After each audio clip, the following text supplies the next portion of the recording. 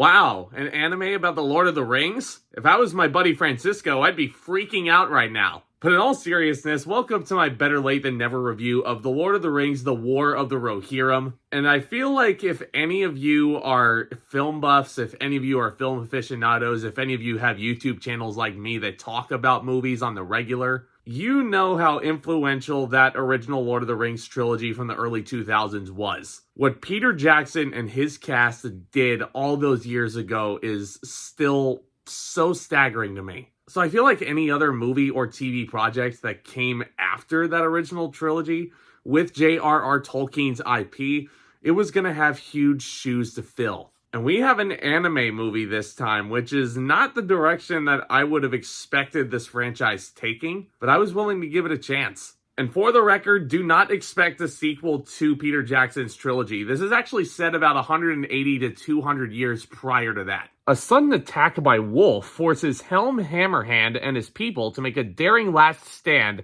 in the ancient stronghold of the Hornburg. Finding herself in an increasingly desperate situation, Helm's daughter Hera must lead the resistance against a deadly enemy who's intent on total destruction. Now, this review is coming from somebody who really loves the Lord of the Rings trilogy, but I'm not really somebody who's well-versed in anime. Now, don't get me wrong, I've seen my fair share of anime. I do watch some Studio Ghibli productions here and there, and this movie, honestly, my buddy who I was watching it with tonight, the first couple of frames we were looking at it, and he said it had a very Ghibli feel to it. And I think that's true in the sense of the character design, but the backgrounds in the animation, not so much. It kind of looks a little bit more realistic. And I give War of the Rohirrim so much credit for that and trying this unique approach to animation. And I do think for the most part, War of the Rohirrim looks really good on the big screen. But I feel like one of my big issues with it is a lot of times the 2D animation and the 3D don't really mesh well together, if I'm being completely honest. I think if you were to make this a completely 2D movie, or heck, even a completely 3D movie, maybe you would have had a much more complete looking feature. But I think stylistically speaking, War of the Rohirrim is doing a lot of really entertaining things. The creatures that our characters are coming across is actually one of my favorite aspects of this movie. You have these big, gigantic, kaiju-looking elephants who are trying to demolish our heroes with their feet.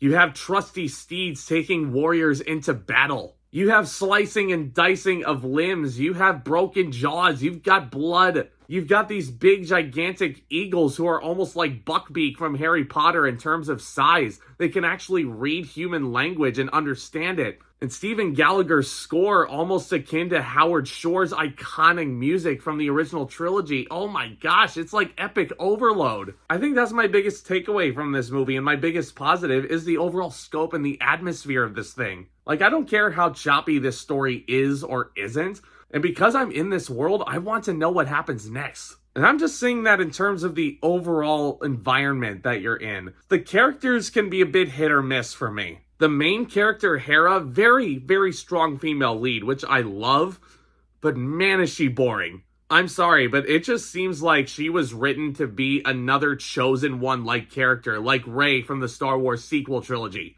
It just feels to me like I've seen her before. And even character design-wise, I feel like I've seen her before. You know what she looks like? She looks like Scarlett Johansson in the Black Widow movie that came out a few years ago in her all-white getup. And for some reason, like, I got confused for a second. I was like, am I watching Marvel? Like, what's so special and what's so inventive about this character? Heck, one of her brothers looks like if Thor from Phase 1 just shaved his beard off. Right down to his costume. I was like, what is going on here? The villain, I thought, was very promising. Wolf has a very tragic and very understandable backstory. And I appreciate that the movie takes time to mesh him out a little bit. And I appreciate that the movie is digging deep into why he's doing the things he's doing. Almost to the point where you're almost rooting for him to usurp the king. Like, it lets me a little bit emotionally confused. I was like, I should be rooting against this guy. But if he gets to the king and if he kills him, bravo. Good job, movie. And let's talk about King Helm Hammerhand. Man, this guy is, like, honestly, this is, just watching this movie, very, very cool character to watch. The voice acting is on point. He is a very strong, regal leader. And he's a freaking badass, man. It's almost like if Dumbledore from Harry Potter had Ivan Drago steroids injected into his veins. Like, I'm not kidding you. He can kill you with one punch to the jaw. Like, he's somebody you absolutely do not want to run into a dark alley and fight. but he's also a very sympathetic and loving father. And I know I just talked a whole bunch of crap about how boring the main character was, but I was really getting invested in the relationship she actually has with her dad here. So I don't know, I think The War of the Rohirrim is very much a mixed bag, but I'm leaning more towards the positive side of things because I actually really found myself entertained by this. I know this movie didn't do that well financially at the box office, and it wasn't really received as well by critics either. And yeah, it's not like this movie is one without its issues. Was it going to hold a candle to anything that Peter Jackson was doing back in the early 2000s? I did not think so for a second. Even though this guy's name was attached as an executive producer, I didn't really have much faith that this movie was going to be better than anything. Fellowship of the Ring, The Two Towers, Return of the King especially. Because as I said, all three of those movies are masterpieces in their own way. But I think if nothing else, if you really enjoy anime, if you love Lord of the Rings especially, this is one you're going to want to check out. Because I guarantee you, there are a few fan service moments towards the very end that I'm sure will have you squealing for joy. And all three of them felt like they were revealed in the exact same way, where there was this dramatic pause in the dialogue and then they revealed the said name, which was the Easter egg. And I was like, yeah, I get it, movie. I see what you're doing here. You're linking the pieces together. But I enjoyed this one overall. I'm going to give The Lord of the Rings, The War of the Rohirrim a B.